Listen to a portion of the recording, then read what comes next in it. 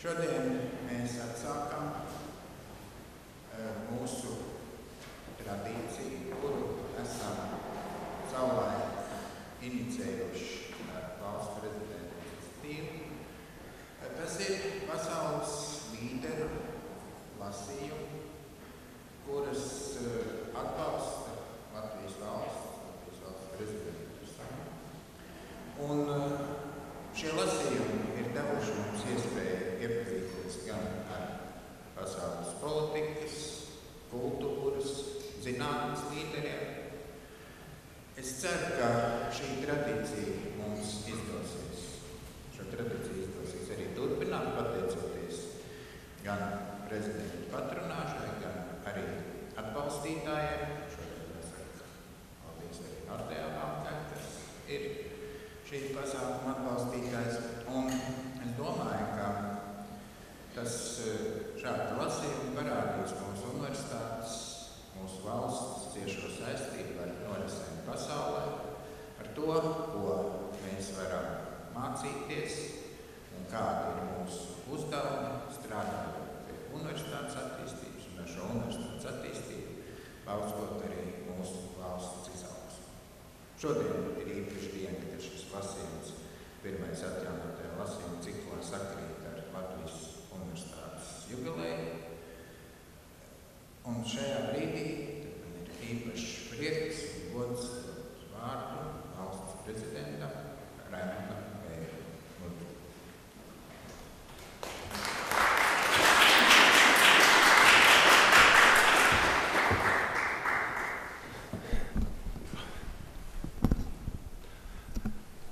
Cienījamās dāmas, godātie kungi, pirmkārtām, protams, es sveicu Latvijas Universitātu, manu alma mater, 98. jubilejā. Un es domāju, ka tā tiešām ir ļoti, zināmā mērā, laba dāvana, ka šos lasījumus mēs uzsākam tieši universitātes dzimšanas dienā. Es pats neesmu zinātņu doktors un profesors, es esmu tikai prezidents, un tādēļ esmu pagodināts šodien būt starp cilvēkiem, kas savu mūžu ir veltījuši zināšanām, to apguvei, tālāk nodošanai, vairošanai, un es droši varu teikt, jūs esat zināšanu sabiedrības mugurkauls.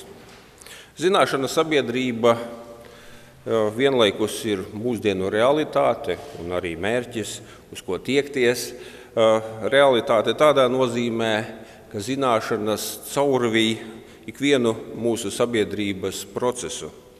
Mums visapkārt ir modernās tehnoloģijas, un ikviena tehnoloģija savukārt balstīta zināšanās. Es runāju ne tikai par datortehnoloģijām vai par šiem mikrofoniem vai par tām kamerām, kas ir šajā zālē, vai galu galā par apģērbu, ko mēs valkājam, jo tas viss ir tehnoloģijas, tas ir zināšanu izmantošana tehnoloģijās. Tomēr šodien es vēlos vērst jūsu uzmanību uz zināšanām citā nozīmē. Zināšanām, kas ne tikai pasaka kā, bet kas pasaka ko un kāpēc. Par zināšanām, kas ir stiprākas par fizisku spēku, par zināšanām, kas ikvienu darbu padara produktīvāku un ikvienu cilvēku brīvāku, zināšanām, kas padara brīvu un spēcīgu sabiedrību, neatkarīgi no tā, kur tā sabiedrība atrodas, cik liela ir šī sabiedrība un, protams, vai šai sabiedrībai ir visi nepieciešamie pieejamie resursi. Un šeit mēs nonākam pie zināšanu sabiedrības otrās nozīmes. Tas ir mērķis, uz ko tiekties. Turklāt tiekties nepārtraukti, jo tas nekad netiek sasniegts. Ikvienam no mums katru dienu ir iespēja iemācīties vai uzzināt kaut ko jaunu, padziļināt savas zināšanas, atrast citu skatu punktu vai atbrīvoties no maldīgiem priekšstatiem. Tieši uz to es arī aicinu visus, kas šobrīd ir šeit un varbūt arī tiešraidē skatās internetā. Esiet zinātkāri, zināšanu kāri, jo jūs esat Latvija un jūsu zināšanas ir Latvijas zināšanas. Mūsdienās izglītība nav vairs tikai formāls process vai apgūstāmu faktu kopums, jo izglītības galvenais uzdevums ir veidot personību. Zinošu personību, tādu, kas prot kritiski izvērtēt savas zināšanas, brīvu, bet tieši tādēļ arī vairāk atbildīgu personību, kura ir gatava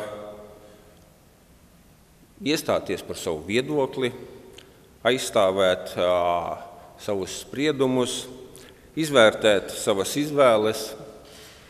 Tāda ir personība, uz kuras balstās demokrātiska, brīva un mūsdienīga sabiedrība. Neviena personība nevar izveidoties izolēti no pasaules. Tāpat arī no pasaules aprites izolētas zināšanas noveco un kļūst nevajadzīgas jau pat viena semestra kursa laikā. Un mums jāatcerās vēsture. Savulaik Latvijā vēl nebija nevienas universitātes, bet tie, kuri vēlējās mācīties, tādēļ neapstājās un devās uz reģiona labāko augstskolu tajlaikā Tērbatā, lai pēc tam mūsu nācijas vārdam liktu izskanēt tā, kā tas nebija nekad. Tagad mēs varam lepoties, ka uz Latviju izglītoties brauc jauni cilvēki, arī no daudz tālākām valstīm, un arī mūsu studentiem un mācībspēkiem ir iespēja papildināt izglītību visaugstākā līmeņa zināšanu centros. Un šāda zināšanu apmaiņa mūs padara par daļu no pasaules akadēmiskā dialoga. Un es ceru, ka šis dialogs kļūs par arvien lielāku mūsu izglītības daļu, jo šāda izglītība veido personības, bet personības savukārt veido valsti. Latvija jau ir it kā starp līderiem universitāšu un studentu skaita ziņā, bet es tomēr aicinātu būt starp labākajiem iegūto zināšanu kvalitātes un pielietošanas ziņā. Tieši būt labākajiem zināšanu apguvē, zināšanu kvalitātē un zināšanu pielietošanā. Un patiesu izcilību nav iespējams izstāstīt, bet to var parādīt ar iedvesmojošiem piemēriem. Un es gribu sniegt jums šodien šādus piemērus, un tāpēc arī Latvijas Universitātē atjaunojot ciklu Pasaules līderu lasījumi, mēs iesāksim sniegt šos piemērus. Tāpēc, izmantojot iespēju, gribu teikt paldies tiesa šeit klāt neesošajam valsts prezidentam Valdim Zatleram, kurš jau krietnu laiku atpakaļ iesāka šo ciklu, un šodien mēs atsākam šo ciklu atkal. Es vēlos ar šo lekciju ciklu iesākt un uz šo lekciju ciklu ielūgt ne tikai studentus, zinātniekus.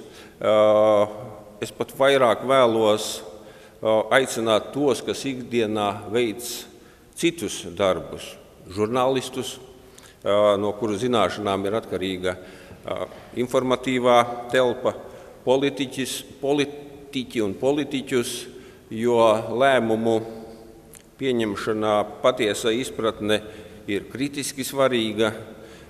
Es gribu aicināt uz šo lekciju ciklu arī skolotājus, kuri nodot zināšanas mūsu jaunajai paaudzei, un, protams, aicināt ikvienu, kas varbūt sen jau ir aizmirsis, ko nozīmē sēdēšana skolas solā, jo mācīties no labākajiem nekad nav par vēlu. Un ar Latvijas Universitāti mēs esam vienojušies, ka pasaules līderu lasījumi turpmāk notiks vairākas reizes gadā, un katrā no šīm lekcijām uzstāsies kādas jomas mūsdienu līderis. Katrs no šiem domātājiem pārstāvēs citu nozari, citu tematu loku, un mēs ceram universitātes telpās uzņemt gan dabas, gan sociālo, gan humanitāro zinātņu pārstāvjus. Tomēr tas vienmēr būs cilvēks, kas ar savu darbu nosaka visaugstākos standartus un līdz ar to arī paceļ latiņu augstāk par citiem. Tātad uzstāda ļoti augstus mērķus. Lai gan visi uzaicinātie runātāji savas mājas ir atraduši citviet pasaulē, bet es negribētu šo lekciju ciklu saukt par vieslekcijām, bet tieši otrādi es vēlos, lai šie pasaules līderu lasījumi būtu vienkārši Latvijā notiekošas lekcijas, tādas, kas ir saistošas, nozīmīgas, interesantas ne tikai šeit un šodien šeit zālē sēdošajiem, bet arī visai pasaulē, jo tieši tādām zināšanām ir vislielākā nozīme gan zinātkāres, gan zinātnes attīstībā. Šodienas lekcijas tēma ir medijpratība. Tā ir globāli aktuāla tēma. Mums Latvijā tā ir īpaši svarīga, jo vienmēr esam dzīvojuši vairākās informatīvajās telpās un vienmēr atrodas kāds, kuram izdevīgāka ir nezināšana vai viltus. Tādējādi medijpratība mūsdienās ir ne tikai personīgās dzīves kvalitātes un izaugsmes, bet ļoti tiešā veidā arī valsts drošības jautājums. Tieši tādēļ es vēlreiz aicinu klausieties, mācieties un galvenais nepārstājiet domāt. Un tāpēc varbūt šis ir tas brīdis, kad es vēlos aicināt valsts prezidenti Vairu Vīķi Freibergu un pēc tam Aleksandrijas bibliotēkas dibinātāju, izcilu zinātnieku doktoru Ismailu Serageldinu. Tā kā lai tiešām jauka šī diena, lai ir jauka Latvijas Universitātes dzimšanas diena un, protams, lai tas ir ļoti labs iesākums un atsākums lekciju ciklam pasaules līderu lasījumi. Paldies!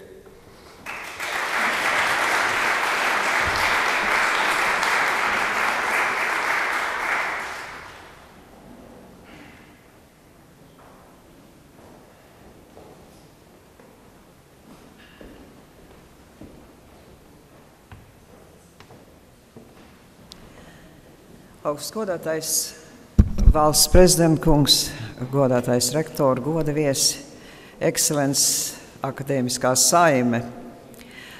Es vispirms šajā Latvijas Universitātes dibināšanas 98. gada dienā vēlos apsveikt visu universitātes akadēmisko saimi, mācības spēkus, studentus, rektors, prorektors, dekānus, pateikties viņiem par darbu Latvijas valsts labā, un arī atgādināt, ka tūliņ pēc Latvijas valsts neatkarības deklarācijas, vēl kara apstākļos, mūsu toreizējie priekšteči saprata, ka jaundibinātai neatkarīgai valstī bez augstākās mācības iespējams savā valodā nav nekādas nākotnes un nekādas izredzes. Es vēlos arī pateikties valsts prezidentam par šo iniciatīvu atjaunot izcilu lektoru sēriju prezidenta patronāžas paspārnē un arī universitātei, ka tā piedalās šajā projektā. Un man ir liels gods šodien stādīt priekšā cilvēku, kas tiešām ir piemērots tik svarīgam notikumam, kā šīs sērijas atsākšanai, un tas ir mans draugs un kolēģis, doktors Ismails Serageldins, kur dzimtene ir Ēģipte, kura pirmā izglītība bija inženierzinātnēs Kairo Universitātē. Tā turpinājās Harvardā ar maģistra un doktora grādiem. Viņš ir bijis pasniedzējs universitātēs, gan Harvardā, Kairo, Francijā, Nīderlandē, bet lielu daļu savu mūžu pavadījis strādājot Pasaules bankā kā eksperts par dažādiem pasaules, jautājumiem un izaicinājumiem, tā izskaitā nabadzības samazināšana pasaulē, ekonomiskās attīstības stimulēšana, pievērsies tādiem jautājumiem kā pasaules apgādāšana ar pārtiku, pasaules ļaužu dažādos kontinentos, nākotnes iespējas pieejam tīram ūdenim, kas, piemēram, Āfrikas kontinentā daudz viet ir nopietna problēma. Bet beidzis šo saistību ar Pasaules banku pēc tam, ka bijis 8 gadus tās viceprezidents, viņš uzņēmās ļoti lielu atbildību atjaunot vēsturiski slaveno Aleksandrijas bibliotēku, kas, kā zināms, savu laiku bija centrs, kur bija, varētu teikt, saglabāts tai brīdī visā pasaulē pieejamās zināšanas un grāmatas, kā arī dažādi mākslas darbi. Šo bibliotēku, kā zinām, iznīcināja un nodedzināja līdz ar Serapēju un reliģiskie fanātiķi. Ir tam sekojuši dažādi gadsimti.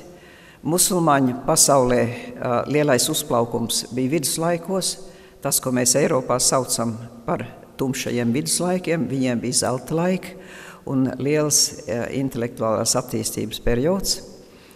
Bet Aleksandrijas bibliotēka, kā tā tika atjaunot, tika darīta kā starptautisks projekts, lai atsauktu un atdzīvinātu to garu, kas valdīja toreizējā senā Aleksandrijā, kas bija iecietības, atvērtības un zinātkārs gars.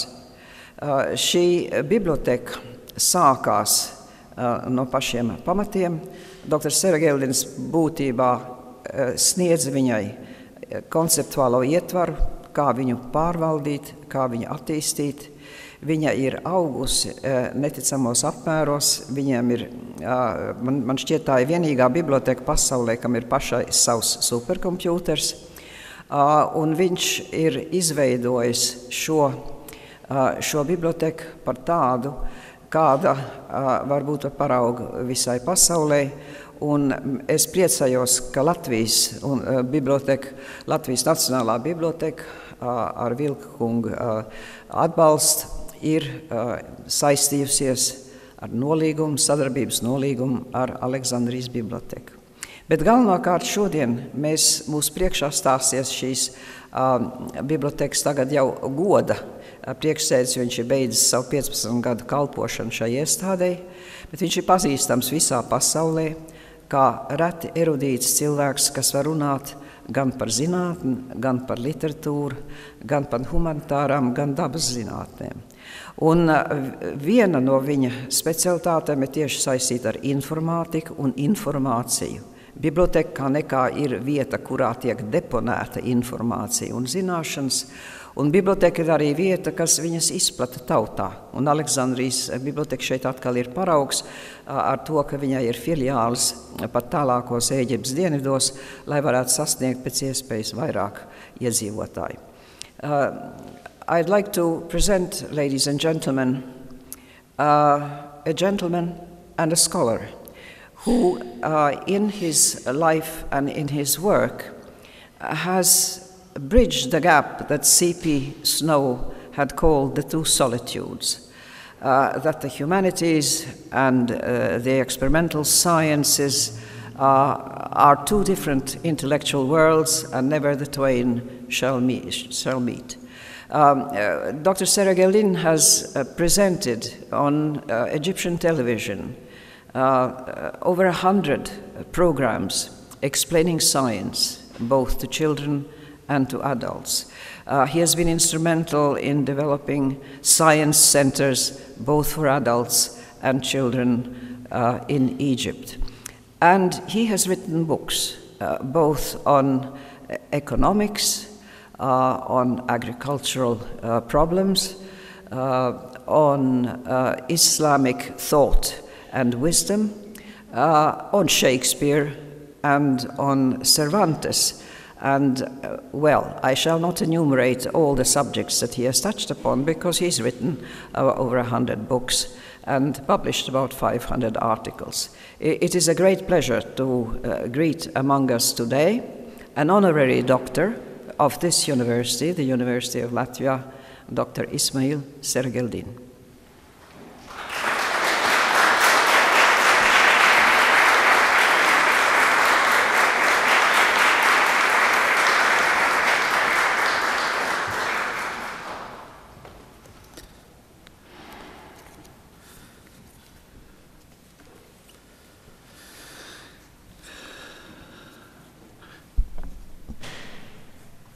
Mr. President, Madam President, Mr. Rector, Excellencies, ladies and gentlemen.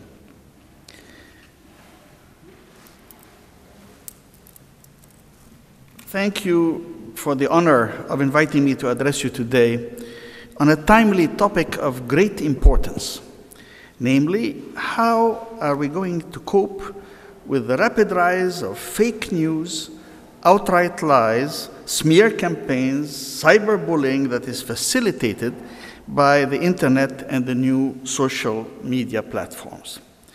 Indeed, we have seen foreign powers create tens of thousands of false robotic hubs to spread fake news in the hope of affecting the outcome of a national election in another country, for example. So let me summarize my position at the outset. The new technologies are wonderful, and they enable all sorts of wonderful new services to humanity. But they also enable the spread of these negative phenomena. And furthermore, I expect that we will see dramatic new technological advances in the next few years. And I do believe that we must think outside of the box and design new institutions, regulations, and procedures that will enable us to protect the values that we hold dear from being subverted by the misuse of the opportunities created by the new technologies. So, in these remarks, I would like to cover 6 topics. First, how the world is changing around us right now. Second, on fake news, distortions, and outright lies. And third, on how our governance systems are at risk. And fourth, new solutions to the new problems in new times. And fifth, how to deal with fake news. And sixth, on how to maintain the quality of our public discourse. So with your permission, let's start with the first of these themes, a brief reflection on how rapidly the world is changing all around us. We have already lived through the greatest transformative science and technology advances that humanity has known, when the ICT revolution brought us the internet and the mobile smartphone. The internet did not only make transactions across the planet feasible at lightning speed, but also laid the foundations for the new social media. Mobile telephony not only enabled us to reach anyone we want at any time in any place, but also its links with the internet made possible the liberation of many of the services of ICT from the anchor of the desktop and the laptop. Handheld devices are becoming the norm, and the penetration of mobile telephony is awesome. There are more mobile phone lines than there are human beings on the planet today. And about 3 billion of these are smartphones. And the ICT revolution has accelerated the extent of globalization and its reach. In the meantime, social connectivity has also had an equally rapid growth, with Facebook alone accounting for over 1 billion connected persons in less than 10 years. Content has grown apace as people post on the net everything from videos and pictures to music and text. Today, the internet is adding to the amount of data we possess about 2 exabytes of data every day. Now, just how much is an exabyte? Well, if you converted all the text in the Library of Congress into digital format, 1 exabyte would be 100,000 times more. We're putting 2 of those every day on the internet.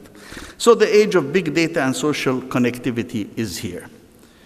And so many of us spend time reading bits of text on screen that we would never bother to read in print, complaining about how busy we are and how our lives seem to run away from us. It is an echo of the wisdom of T.S. Eliot over a century ago when he said, "Where is the life we have lost in living? Where is the knowledge we have lost in information? And where is the wisdom we have lost in knowledge?" But now, that past science and technology revolution is as nothing compared to what is coming.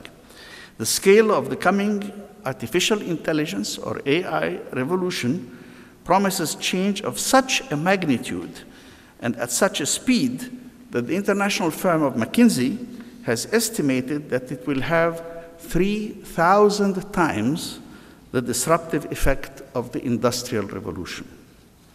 So what exactly is this new tsunami of technology bringing, and how will it manifest itself? And why should we be concerned? The internet and social connectivity are creating an environment where cyberbullying and hate speech, and much more seriously, where fake news, smear campaigns, and false data can flourish. We are at present putting at risk and may come to lose some of the societal values that we hold most precious by the misbehavior of the few at the expense of the many. So let us now turn to my second theme, which is about fake news, what it is and what its dangers are, and how the falsehoods, distortions, innuendo, and outright lies are affecting our society. Fake news has had a long history. For the fabrication of fake news and the spreading of rumors are as old as human societies themselves. Governments have used fake news as propaganda tools to confront external and internal enemies. Certain communities have used the propagation of lies to promote the isolation and persecution of minorities, be they religious or ethnic. Famously, such propaganda used to build public acceptance and even support of the persecution of the minorities, as, for example, the case of the Jews in Tsarist Russia with the production of such documents as the Protocols of the Elders of Zion, and later in Nazi Germany in support of the Nazi political program. Elsewhere, yellow journalism has been known to push a country to war, as when Hearst and Pulitzer stoked the flames of American public opinion to goad the United States into the Spanish-American War of 1898. Businesses have also used it as a tool to promote more sales for their products by making outrageous claims for their products and services and by disparaging the products and services of competitors. And those in the media business also frequently promoted rumors about celebrities or political figures in order to increase the sales of their magazines or the reach of their websites and expand their subscriptions or their advertising revenues. So, what is new today? Well, I submit that several things have today brought this issue to the forefront of our concerns. First is the ease with which such fake news can spread throughout social media. Second, the fact that once something is posted on the internet, it is very, very difficult to erase or retract it. Third, social media is overtaking the traditional media as the preferred means for the public to get their news. And the possibility of a so-called news items, fake or real, serious or trivial, to go viral, as they call it right now, as the new media delivery systems on the internet, such as YouTube, Twitter, Facebook, give specific items enormous spread very rapidly, nationally and internationally.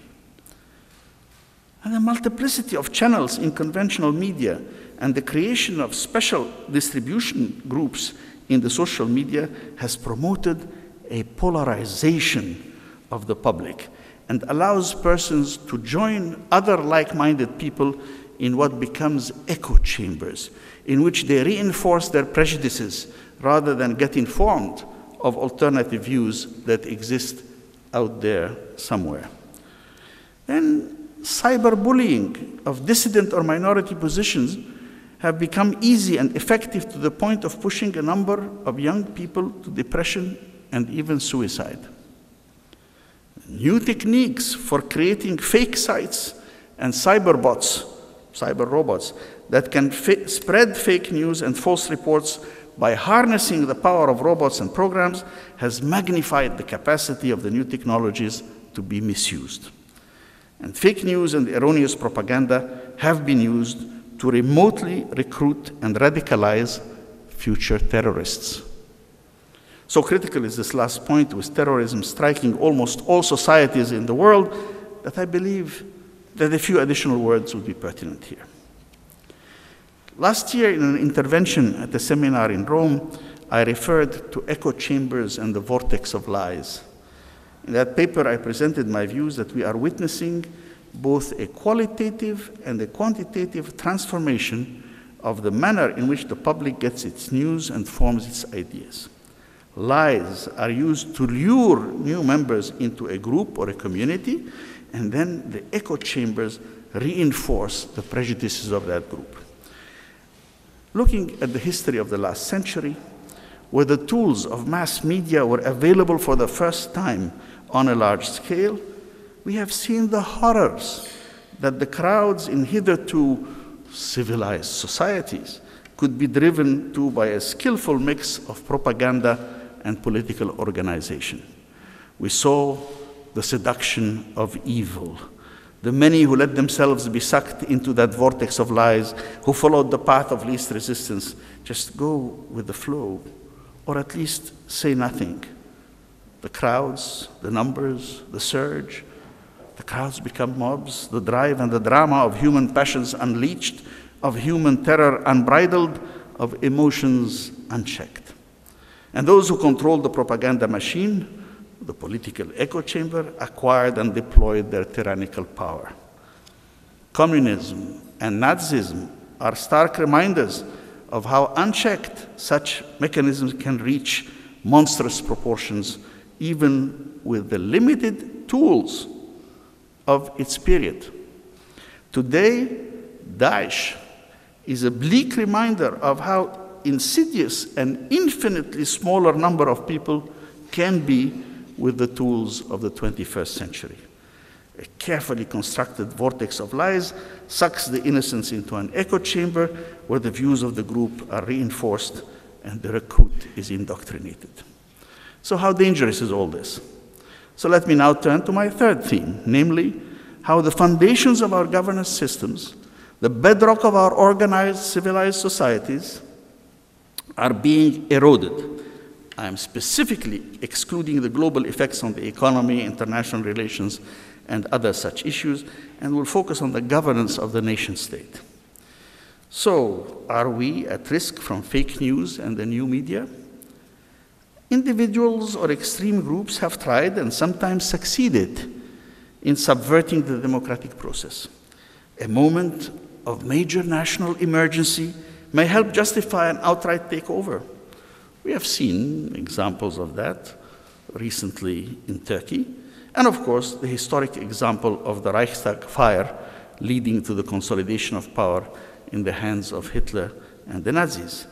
And even if we do not witness such a dictatorial takeover, the very weakening of democracy that becomes more feasible by the manipulation of public opinion and the spread of fake news is appearing more and more in what, for example, Timothy Garton Ash has called illiberal democracies.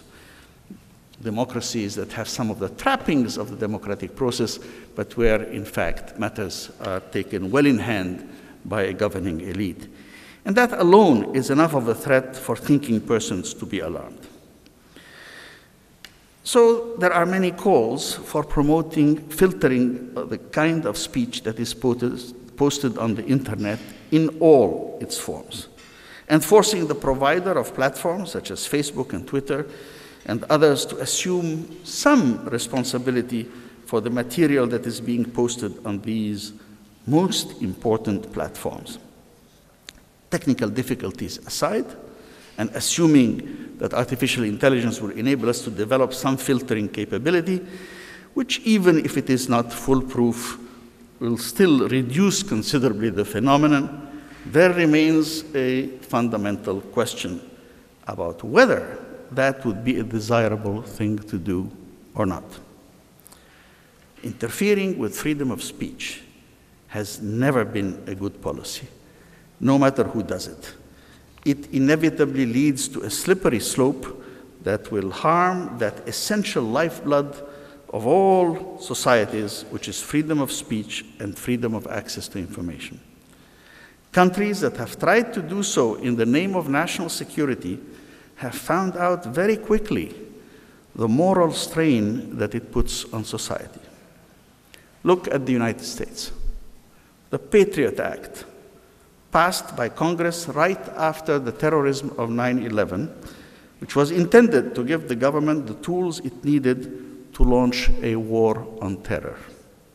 Well, it soon begat Guantanamo, rendition, enhanced interrogation techniques, outright torture, and even extrajudicial killing.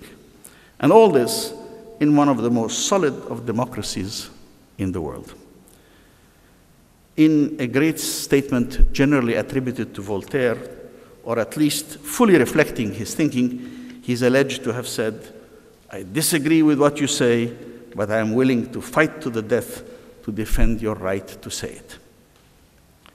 Okay, but what about hate speech, intimidation of minorities or of women? What about the bullying that makes the capability of the minorities in question unable to exercise their right of free speech? So some have argued that we should put limits on free speech. But I believe in free speech. Beyond the libel laws, we should promote fighting ideas with ideas.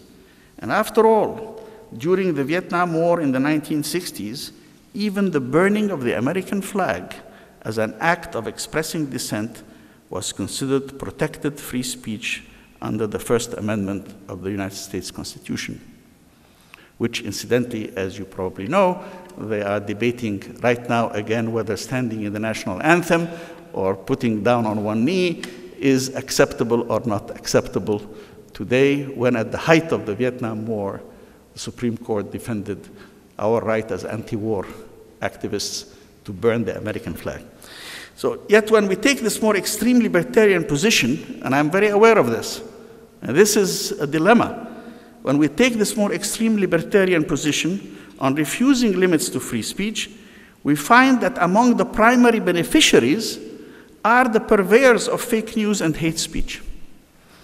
Some of the elements of this new orientation can be seen in people who argue for alternative facts, which a journalist rightly pointed out is merely another word for falsehoods. There is no such thing as alternative facts. But they argue for alternative facts and hold that truth is neither discernible nor absolute, and there are no foundations for asserting the reality of something.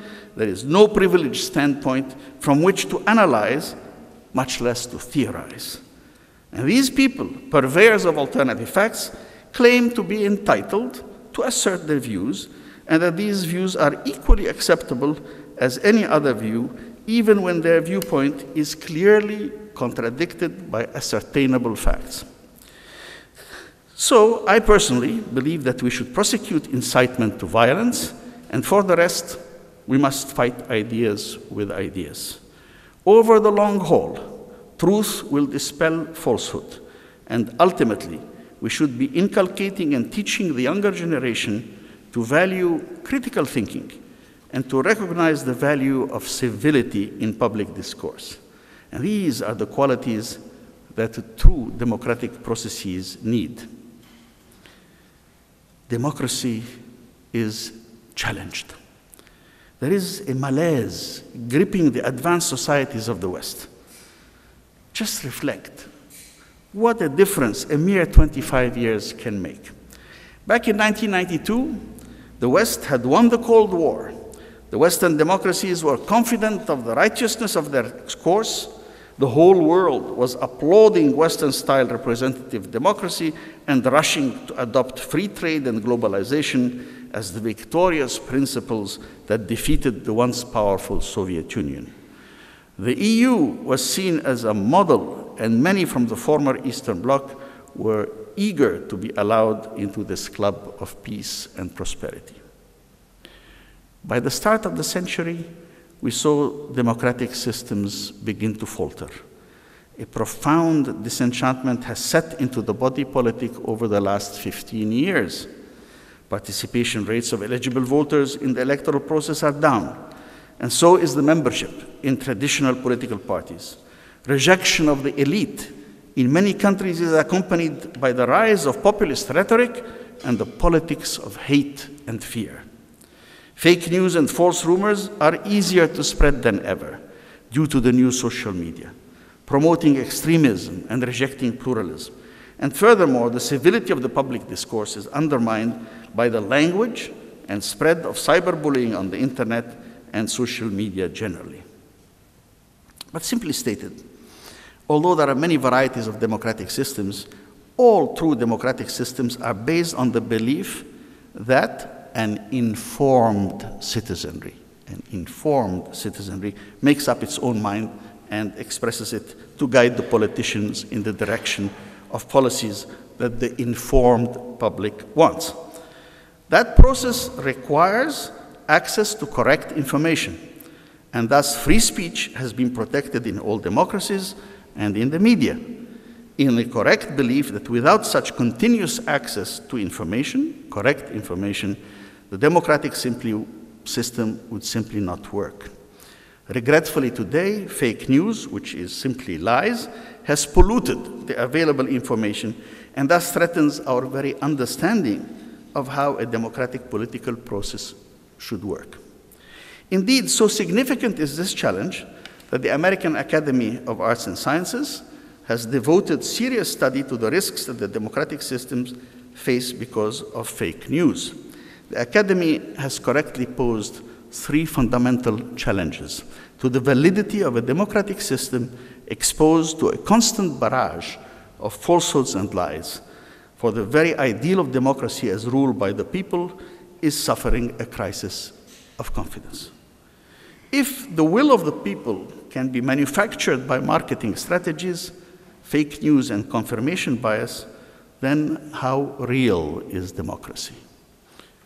If the expanse between decision-making elites and the mobilized public grows, then how functional is democracy?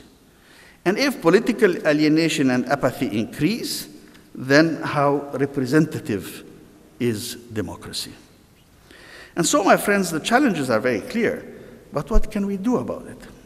Well, let me turn to my fourth theme on trying to imagine new institutional and procedural arrangements that would help reduce, if not totally counter, the threats our government system are facing. My start is that perhaps we need to think outside the box for a moment. Perhaps we need to redesign our institutions to marry traditional objectives with new ways of achieving them. Let us look at some partial answers to reform the political systems in democracies in the face of a rising tide of fake news and falsehoods and polarization. I'll treat separately the problems of reforming executive branches and legislative branches, but I will propose for your consideration two radical proposals: majority rule and sortition as partial answers. Majority rule is based on my diagnosis that we have become severely divided, highly polarized societies, and that the use of new technologies, especially social media, fake news, and outright lies, tends to exacerbate the polarization of our societies. Thus, elections of the chief executive, when based on the first past the post, or winner-takes-all system of elections, is likely to produce a partisan victory with a large part of the electorate deeply dissatisfied and resentful. In fact, such a system requires truly exceptional candidates to unite the nation after the election. Regretfully, an increasingly partisan primary season, fueled by ad hominem attacks against various candidates using fake news and outright lies, ensures that the nominee of each party is either an extreme partisan or is locked into an extreme partisan position, and as such is highly unlikely to be a unifier of the whole nation after the election. So there are several reforms possible, and one proposal is to have open primaries that allow all voters to vote for all candidates in all parties, and then the two top candidates, presumably centrists, would face each other in a final face-off. That's very similar to the French presidential system with runoff. But that is still subject to the risk that fragmentation of the vote among many competing candidates would get the two candidates with the biggest base of loyalists, probably two extreme and opposing blocs, to be selected. And this, indeed, is the risk of a runoff system. A better system would be to adopt for each party, primary and for the final election, a system of majority rule, advocated by many distinguished thinkers from Condorcet in the 18th century to Amartya Sen and Eric Maskin, both Nobelists in the present moment. And the system would work by having the voters rank the candidates in terms of preference. And this would overcome the issue of fragmentation of the votes among competing candidates, which allows a candidate with a plurality to win. By comparing votes pairwise, the winning candidate would have obtained a majority against each of the competing candidates. And thus, the selected candidate would indeed be the candidate who satisfies majority rule. An example may help clarify this. Michael Bloomberg of New York had considered making a run for the US presidency in 2016.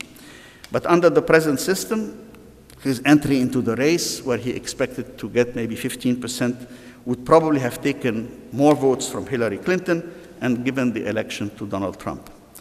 Now assume that we had a majority rule system. Bloomberg had decided to enter the race, and assume that 40% of the voters had ranked Clinton, Bloomberg, Trump, 45 had ranked Trump, Bloomberg, Clinton, and only 15% had ranked Bloomberg first, giving Trump and Clinton a second position. Bloomberg would win.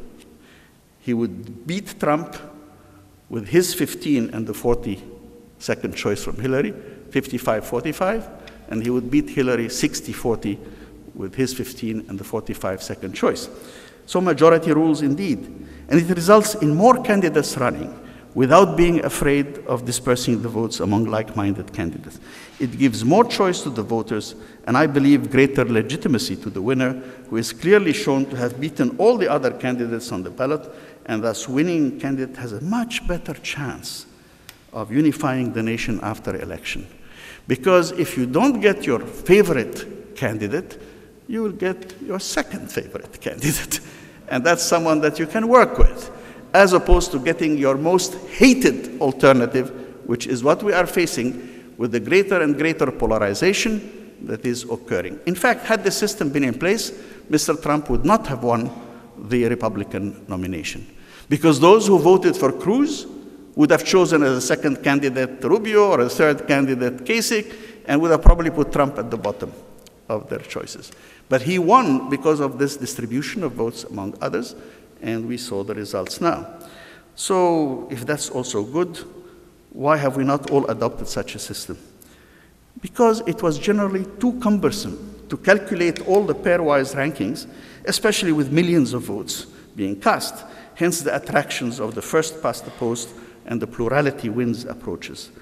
But the new technologies make it a very simple process to pursue majority rule elections, thanks to the very same high-powered computing technologies that have created the problems we encounter with the new social connectivity and the viral spread of fake news and falsehoods on the internet.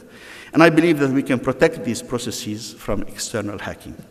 Now, this system is not only suitable to elect a chief executive or a president of the country, it can also be applied to local jurisdictions, representatives of Congress or Parliament.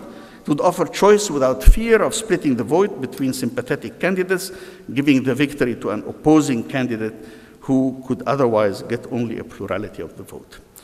It allows every person's vote to count. And the preference of the voters, if their first choice is not to be able to muster enough votes, is also taken into account. But it does not have an impact on the manner in which the districts are drawn and the harms of gerrymandering, which remain, as do the harms of the excessive role of money in many elections. So here we could try another radical solution, sortition.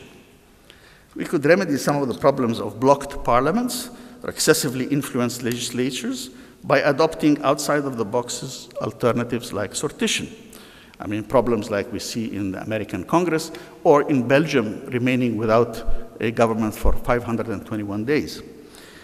So the problem we see with legislative and parliamentary elections, a backbone of parliamentary representative democracy, can be summed up as polarization that leads to paralysis, as happened in the US Congress and in Belgium, the interference of money in the electoral process, which leads to undue influence of the rich, resulting in a generalized feeling of the voters not trusting the parliamentarians or congressmen that they elected, the gerrymandering of individual districts to suit particular interests with a very large preponderance of particular parties winning particular seats, the disparity between the shares that different parties get of the actual votes cast and the shares of the actual seats they get in parliament, and the enormous power of incumbency that results in individual congressmen, for example, being almost invulnerable with the probability of re-election in certain districts exceeding 95%. Sortition would replace conventional elections, the kind of elections that we have come to take as a given, with political parties vying for power, entrenched political incumbents getting re-elected, and a feeling among the public that the elected parliament still does not really represent them. And that in reality things are governed by the elite because money and politics have become too intertwined. Sortition can respond, at least partially, to these challenges to representative democracy. And here's how it would work. First, there would be no elections. A first parliament would be chosen by lottery. Remember that, scientifically, the most representative sample from a population is a random sample. Now, that parliament would set the legislative agenda for the coming period by ranking the most important issues that they believe this session should address in terms of legislation. A process of priority setting should be, for example, to health reform or improving public transport or whatever, with no details to be discussed, could probably take a few weeks. The parliament is then dismissed. Then knowledgeable and interested groups would get together and make their proposals for those priority areas. Thus, an industry group could be formed, as well as a business group. Ideological groups on the right and the left of the political spectrum could each get together and make their very different proposals.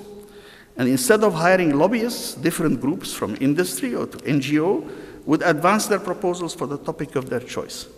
And given the low barrier to entry, into this stage, even academics could also present their proposals. Then groups of legal specialists would be composed from the Ministry of Justice, universities, and others to combine and write the proposals as a major bill with many amendments. And then we would be ready to consider that first bill. A process of discussions would lead to the selection of specific, well-informed advocates for specific bills and specific amendments. Each pair of advocates would include a pro and a con advocate of that amendment or that specific bill. A judge would be appointed from the Supreme Court of the country to supervise the next steps. And now, another lottery would be undertaken to create a new parliament.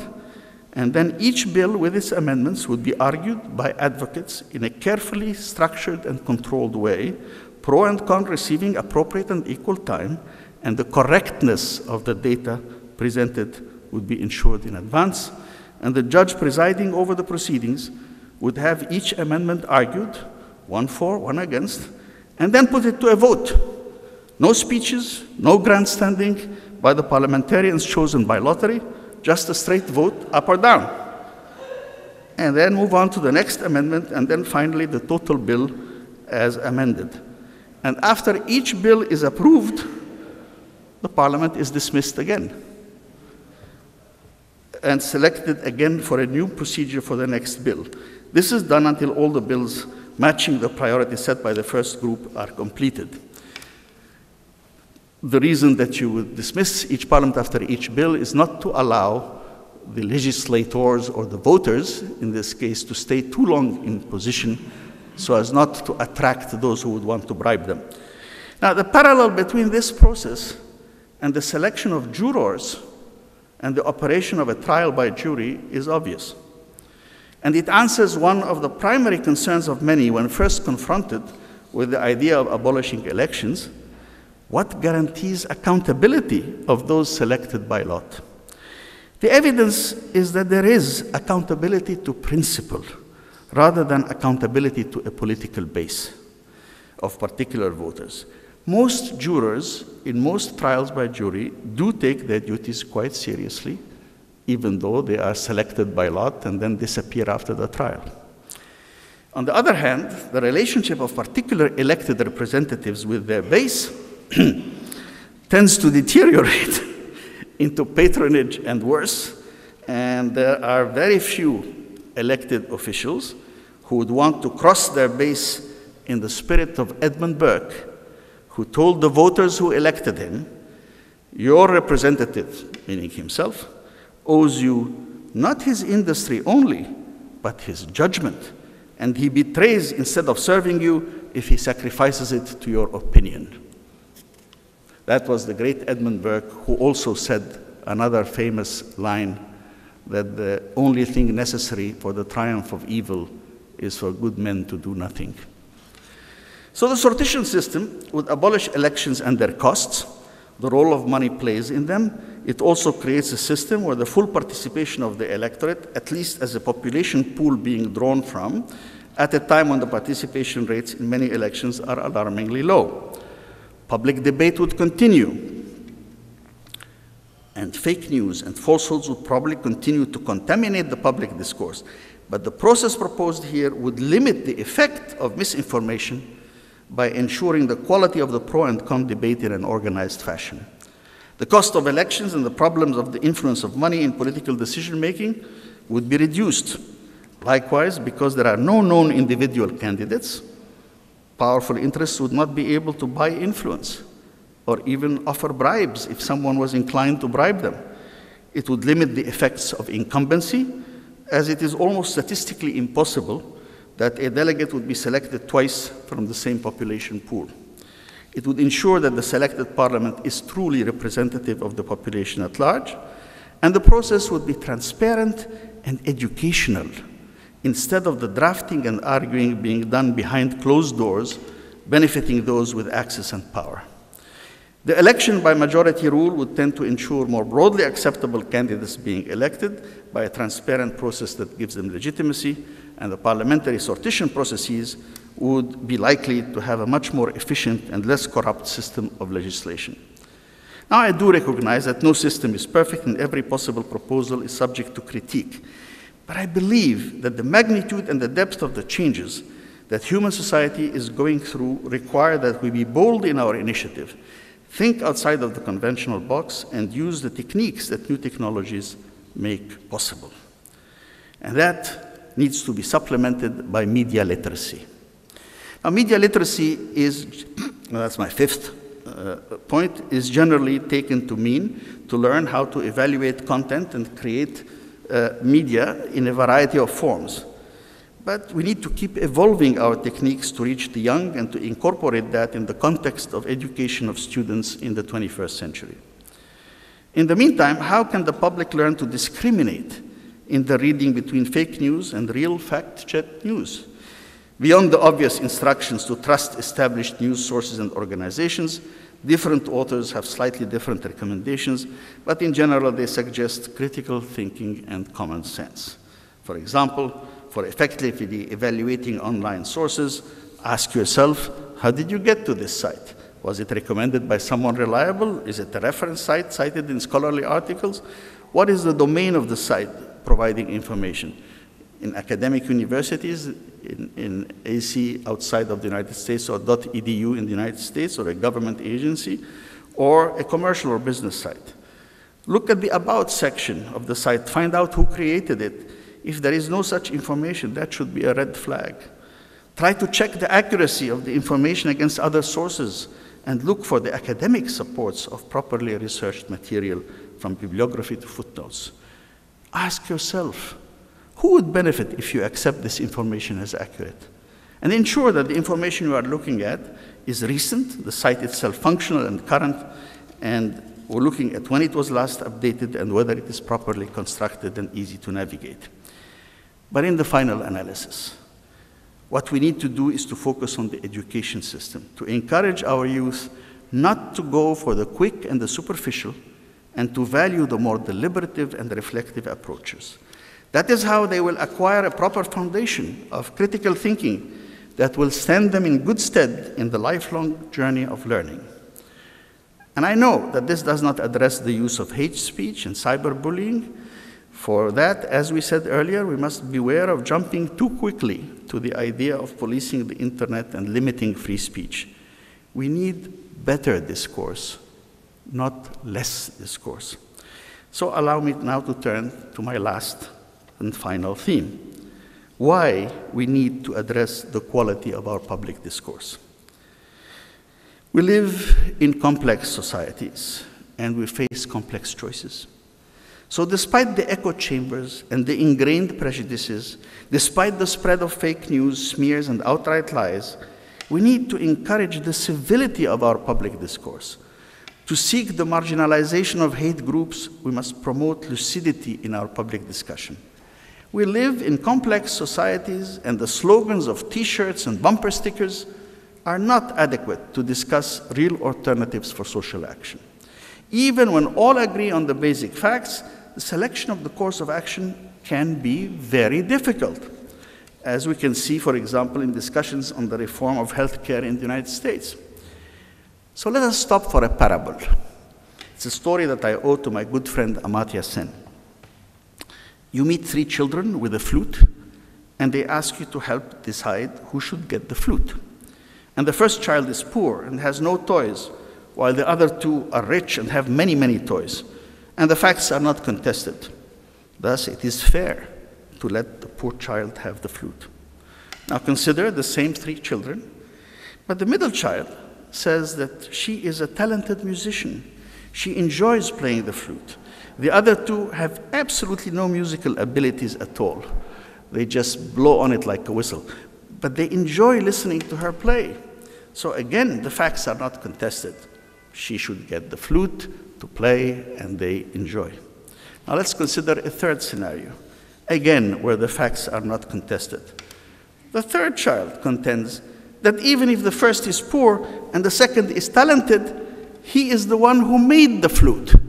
He went and got a reed and put holes in it and made the flute. So how can you give it to either the first or the second child? Now, here we have some, and only some, of the criteria of social choice. Equity in the first case, utility in the second, entitlement in the third. All social problems and policies involve a mix of these dimensions, and choosing in a fair way has a lot to do with how society values these different dimensions and the weights we put on each of these at a particular moment in the history of that society. So to redress past injustices, it may well be very necessary to put the emphasis on one or other of these dimensions. That is frequently the case when allocating quotas, for example, or according compensatory preferential treatment to some underprivileged group in a society. So clarity in the political debate, hearing all points of view, civility in our public discourse, lucidity in our social intercourse can ensure that social cohesion is enhanced and not undermined by the use of such methods. Social justice requires both freedom and equality, and freedom entails the exercise of rights, and equality may need to take into account the innate inequalities that exist in individual capabilities. Nelson Mandela, Madiba, who taught us so much, said to be free is not merely to cast off one's chains, but to live in a way that respects and enhances the freedom of others. And freedom is about the ability to decide, to choose. But we very quickly notice that many in society are not able to choose, even if the law guarantees them that right. Thus, extreme poverty severely limits the choices open to an individual. Lack of education or illness can also be important constraints in an individual's ability to fulfill his or her potential. Not to mention social attitudes towards gender or ethnicity. Therefore, the exercise of rights need the empowerment of individuals to allow them to effectively practice such rights, and this must include the ability to overcome the negative impacts of hate speech and cyberbullying that are becoming so widespread. Bad social behaviors enhance inequalities in income and in social participation. And extreme inequality is corrosive. It hardens the attitudes of the rich and the powerful towards the poor and the lowly. It builds acceptance of the incongruity of wealth amidst misery and exclusion, undermines the very notions of social justice and social cohesion, and makes a mockery of fairness, and leads to the slippery path of class warfare as the only means of redress. Indeed, as Oliver Goldsmith said, ill fares the land to hastening ills a prey, where wealth accumulates and men decay. And that brings us back to the issue of freedom of expression, solutions to societal problems that need reflection, discussion, and the ability to articulate new and novel solutions that will use the technologies of our time. All the new ideas will face and do face an uphill battle. For as Carrie Chapman Catt observed, there is no written law that has ever been more binding than unwritten custom supported by popular opinion. And so finally, to conclude this discourse, I implore all present to use the new tools of the new technologies, to dare to think outside of the proverbial box, to remain focused on the basic principles we are trying to protect, not on the forms and processes that our forefathers designed to safeguard the same principles, to think of the young and inculcate as much as possible critical thinking, civility of discourse. For in the words of the great Carrie Chapman Catt, I say to you, to the wrongs that need resistance, to the right that needs assistance, to the future in the distance, give yourselves. Thank you.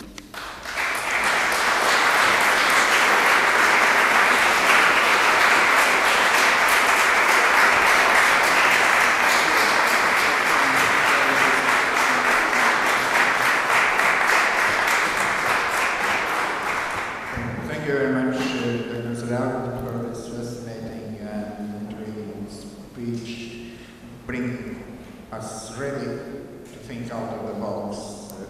We still have a possibility to ask some questions if there are some audience. Dr. Serageldin kindly is ready to answer. Are there any questions? Yeah. May I ask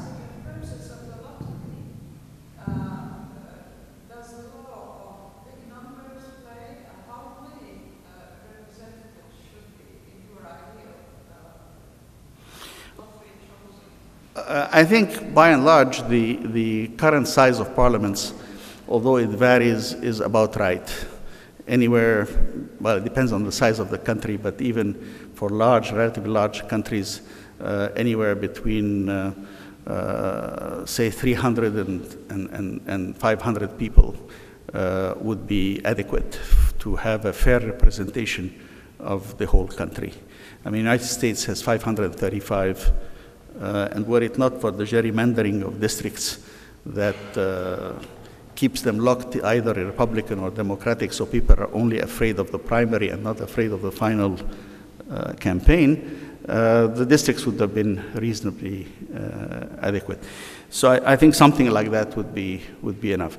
The middle part, where the different groups, NGOs, business people start writing their proposals, that's not very different from the fact that they do write it and send it to committees of parliament right now. And most of the laws are first structured in the way of a basic law with amendments proposed before it goes from the committee to the full chamber.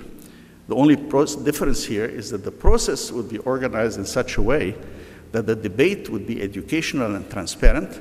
I mean, as you probably heard, we don't know who sits on what sessions to draw what laws on the insurance of health in the United States, even though that is 16% of the GDP of the United States. That's all being done in closed chambers in the Senate and so on. That would be public. There would be a pro and con advocate for every amendment, and you go through all the amendments. And hopefully, because it has been vetted in advance, it would be a transparent and educational process. I felt a vivid reaction from the President's Chancellor Dr. Serageldins' proposals and new approaches to democracy. Do you have some question to ask Professor Serageldin? First of all, thank you very much for such an interesting talk, which definitely made us think. But concerning your proposals, which are definitely thinking out of the box, ranking these elections and this lottery in choosing kind of partner. What's your estimate? How likely it is that any country in the foreseen future will be able to go in that direction? And in which part of the world you guess something of this kind of happen? Well, I think that there is first there's a much better possibility for the majority rule to pass before the sortition. You will not have missed that there are huge vested interests in maintaining the present system, even if the public is dissatisfied. There are, first of all, to use the United States as an example, the 535 people in the Congress don't want to change.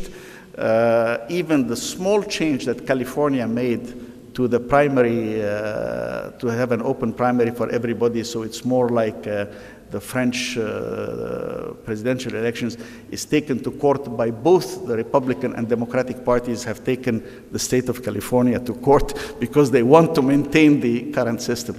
So there's enormous objections, but I think that the majority rule argument would be feasible, that it would probably be done better first in such things as primaries and local elections, and they do not require a constitutional change of any kind, so there's no major rewriting of the Constitution that would be required. And I think that many people in the Republican Party, for example, were burnt by the success of Mr. Trump. And they would now look favorably at the idea that, you know, I wanted Cruz, but if I can't get Cruz, then I want Rubio, and if I can't get Rubio, then I want Kasich, but the last thing I want is Trump. That vote has been lost if it's split between all these other votes. So if you have multiple candidates, you have a fairly easy argument for doing that, especially in primaries, which are not yet fully binding for a final election. So I think that's where it would start.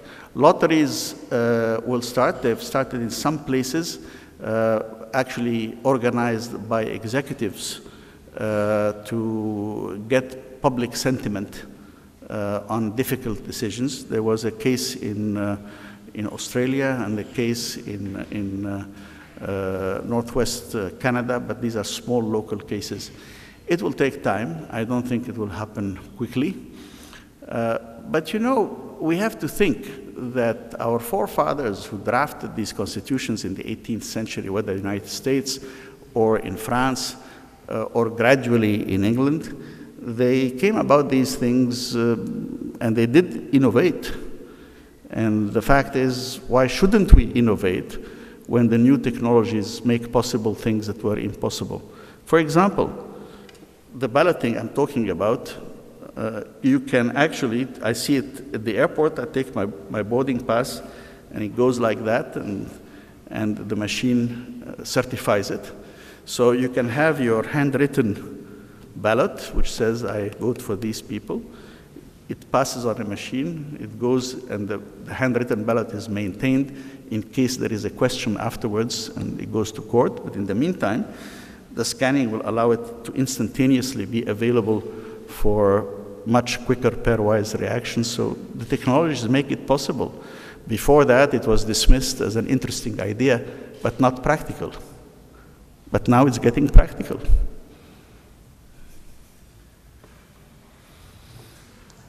Yes,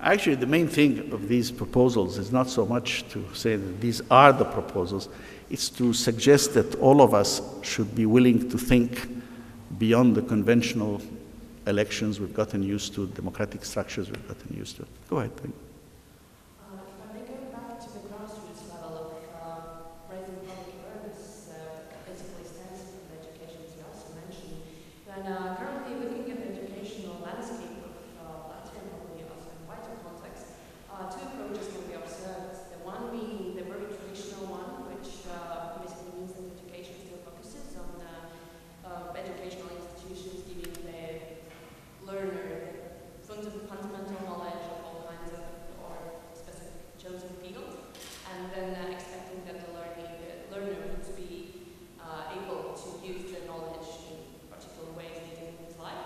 And the other one, the newer one, that especially enhanced by the 21st century and the technologies that you mentioned so many times during the speech, that basically would ask the educational system to provide the learner with the skill of using the information and relying on the technological world to provide this learner with the information to be used afterwards.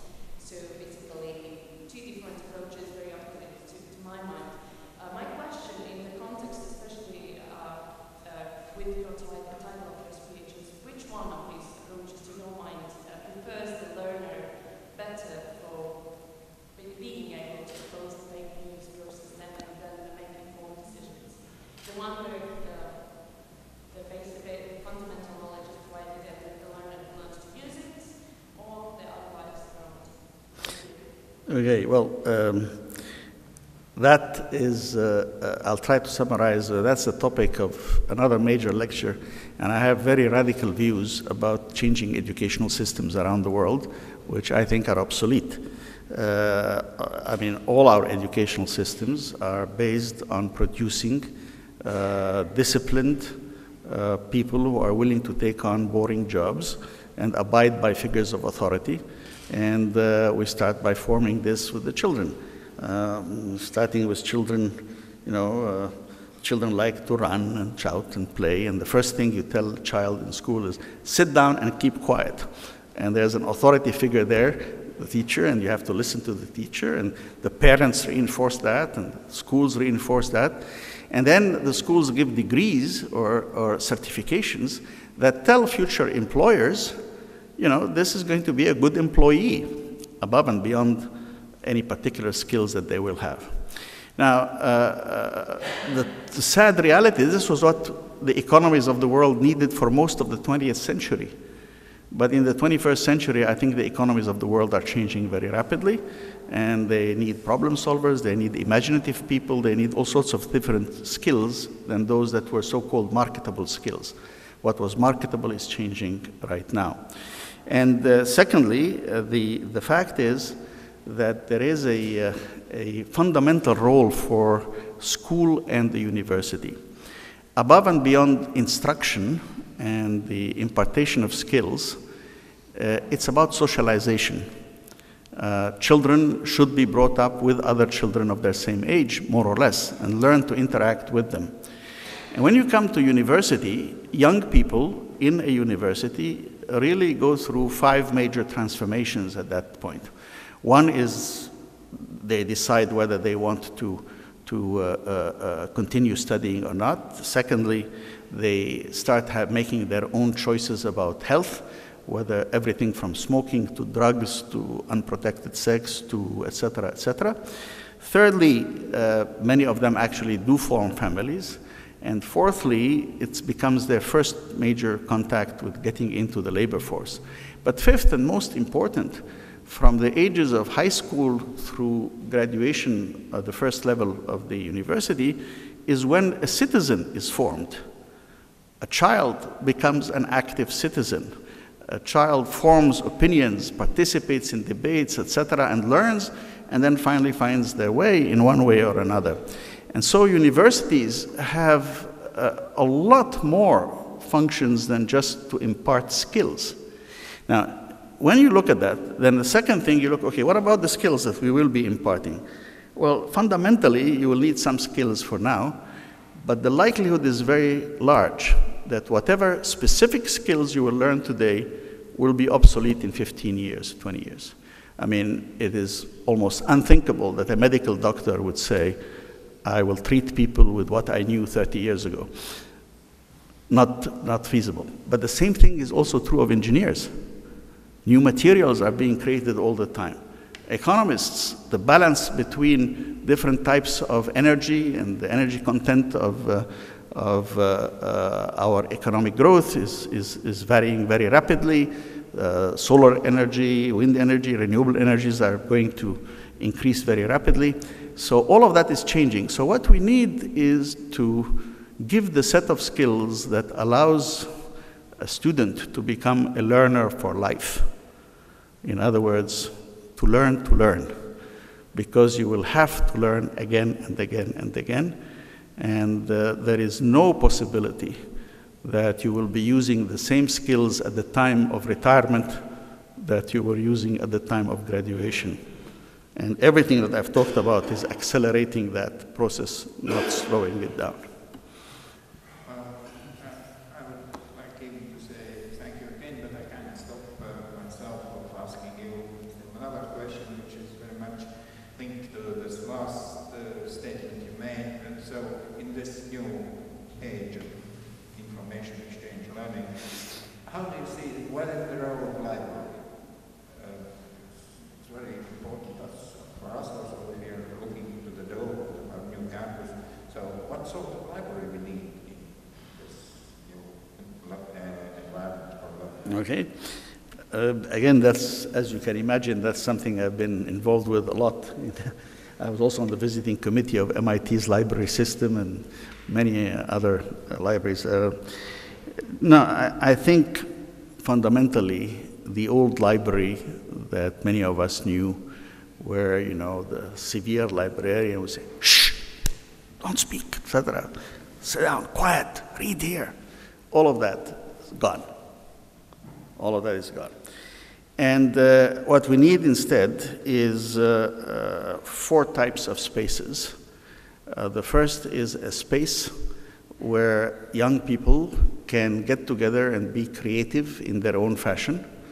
And that usually means pizza cartons on the floor and rock and roll posters on the walls and coffee and music and discussion and so on. And that's where they become very messy and very creative space. There's a second space where increasingly we find that students need to work together in groups. In fact, in many legal studies, in many medical studies, they are encouraged to form teams and work together in many of the schools around the world. So they need spaces where they can meet and discuss and sit together in relative quiet, but at least among themselves they can do whatever they like. The third space is the one that the libraries have been used to, which is the cubicle for the individual researcher who wants quiet, who's doing a PhD thesis and wants to sit quietly and look at the resources and do their work on that. But there should be a fourth space, which is the interaction between the library as one of the central points of life on a campus with society at large, and where the librarians can curate, along with others in the university, exhibitions about our culture, our history, our background, our society, our societal problems, whatever, and where you have a battery of information hidden, immediately available to strengthen that, and which would make a huge distinction between that exhibit being in the heart of the campus at the library or in some gallery or art gallery in town. Now, these four types of spaces, immediately they will say, like we had the arguments at MIT, so where do we get the space for? And the short answer is because we're going to move most of the books off campus. The physical books will be less and less required in these huge collections. Many of them will be available online, and if you have an off-site storage, you can actually bring it back the next day. So if somebody wants a very specific book and says, I want this volume, this edition, say, fine, come tomorrow, you'll have it. And we'll have it here for you tomorrow. And from the spaces that are now devoted to books that hardly anybody goes to read, we could reuse the stack space, which is what was done in the Central Library of MIT as an example. And we found out the reason we did this is because we found that the students meet in the common rooms of their dorm rooms, of their dorms. So we say, if they don't come to the library anymore, where do they go? Well, that's where they went. But that was for the messy part. So if you can manage to organize the library space and the library personnel so that our job as librarians is, yes, to protect the past heritage, but also to encourage the invention of the new. And you create the space where the young people will come who will create tomorrow. And incidentally, they're almost all young people. There are very few really old people who invent the new. If you look at Steve Jobs, Bill Gates, Jeff Bezos, etc., etc. If you look at Einstein, he was 26, Dirac, etc., they're all very young. So we need to create the libraries that will allow that link to the past, but also that openness to the new. Thank you very much. Thank you very much again for this wonderful talk, and we are looking forward to further meetings at the University of Latvia. Thank you.